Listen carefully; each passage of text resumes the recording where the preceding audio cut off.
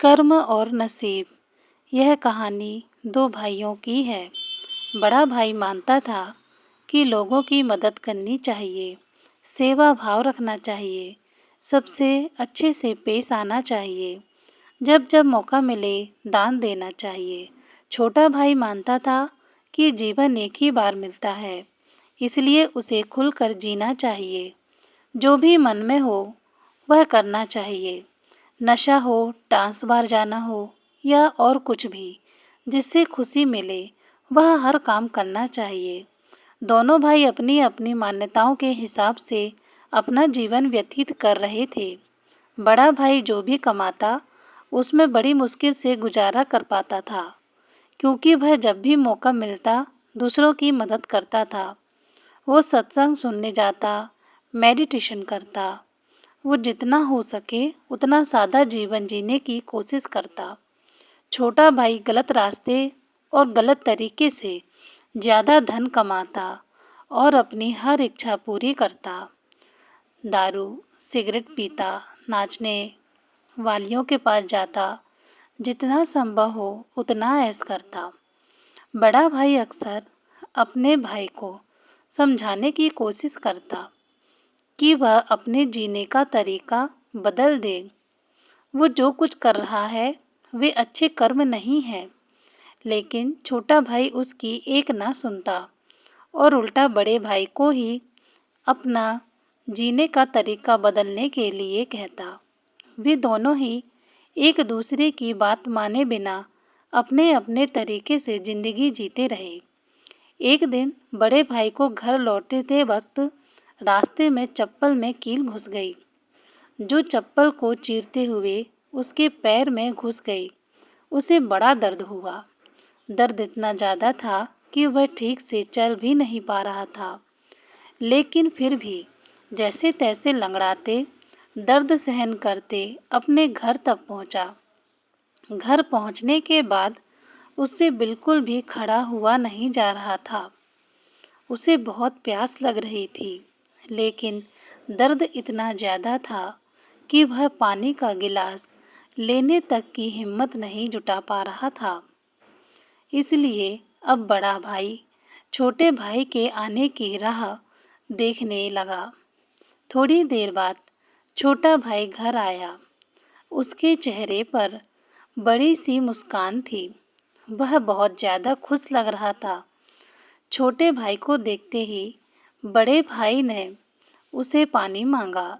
छोटे भाई ने ठंडा पानी बड़े भाई को पिलाया और उसे क्या हुआ है उसके बारे में पूछा।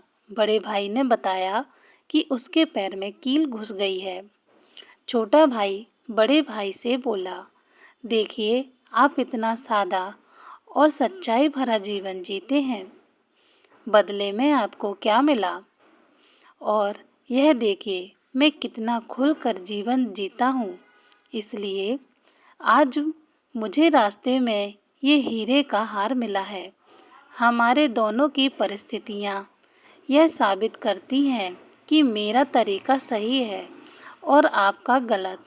बड़ा भाई बड़ा परेशान था, फिर भी वह छोटे भाई को समझाने लगा कि नहीं, उसी का तरीका सही है। बड़ा भाई कह रहा था कि तरीका मेरा ही सही है, लेकिन शायद कुछ गड़बड़ है।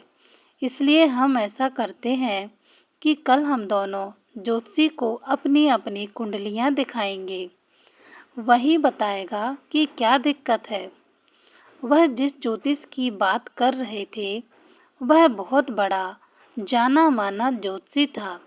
उसकी कोई भी भविष्यवाणी गलत नहीं होती थी। छोटा भाई हीरे का हार मिलने की वजह से बहुत खुश था, इसलिए वह भी बड़े भाई के साथ जाकर कुंडली दिखाने के लिए राजी हो गया। अगली सुबह दोनों भाई अपनी अपनी कुंडली लेकर उस जोशी के पास पहुंच गए। बड़े भाई ने अपनी कुंडली ज्योतिषी को दिखाई। उस कुंडली को देखते ही ज्योतिषी बोला, बाप रे बाप, किस अभागे की यह कुंडली है, यह तो अब तक मर गया होगा। बड़ा भाई कुछ नहीं बोला और फिर छोटे भाई की कुंडली ज्योतिषी को पढ़ने के लिए दी गई। उसकी कुंडली देखते ही ज्योतिषी खुशी से बोल पड़ा, यह बहुत अच्छी कुंडली है, इसमें तो राजयोग लिखा है, यह जरूर अब तक मंत्री बन गया होगा। दोनों कुंडली दिखा देने के बाद दोनों भाइयों ने ज्योतिषी से कहा कि यह दोनों कुंडली उनकी हैं और आपकी भविष्यवाणी गलत है, क्योंकि ना ही बड़ा भाई अब तक मरा है और ना ही छोटा भाई मंत्री बना है। ज्योतिषी ने दोनों से कहा कि मैं कुंडली पढ़ने में गलत हो ही नहीं सकता। हाँ, अगर तुम्हारे कर्म कुछ ऐसे हों तो तुम्हारी कुंडली में लिखा बदल जरूर सकता है। ज्योतिषी ने पहले बड़े भाई से और बाद में छोटे भाई से उनके जीवन जीने का तरीका और वह कैसे कर्म करते हैं उसके बारे में विगत से जाना। ज्योतिषी ने दोनों को समझाते हुए कहा कि मेरी पढ़ी हुई कुंडली गलत नहीं है, यह बड़े भाई के अच्छे कर्म है जिसने उसको कुंडली में लिखी मौत की जगह सिर्फ एक कील का दर्द दिया, और दूसरी तरफ छोटे भाई के बुरे कर्म है जिसकी वजह से उसका राजयोग चला गया और उसे सिर्फ एक छोटा सा हीरे का हार मिला जिसे जल्द ही बेचकर खत्म कर देगा। जैसे कर्म होंगे वैसे ही फल होंगे।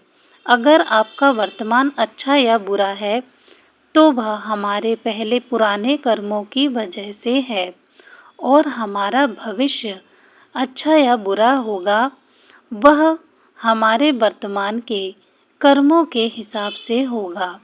इसीलिए हमेशा ध्यान रखें कि अच्छे कर्म करना ना छोड़ें। दोस्तों, यह कहानी आपको कैसी लगी कमेंट कर ज़रूर बताएं और मेरे चैनल को सब्सक्राइब करना ना भूलें। धन्यवाद।